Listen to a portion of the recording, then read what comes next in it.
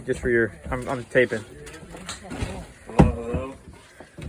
This is one of the houses we're helping clean up after the hurricane. You can see it's in pretty rough shape. Cleaning everything out, taking the couches out, sheetrock eventually. You can see all the stuff. There's a pretty bad mold from, it's pretty humid down here, so it's, oh my god, not just wallpaper, it's That's rough.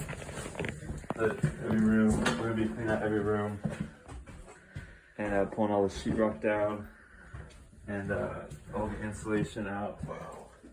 We have today and tomorrow to do this, and I imagine most of the time we're gonna be doing this. But yeah, it's a lot of damage, so we're gonna have our work cut out for us. So crazy. Pray for us. Yeah. Pray for us for sure.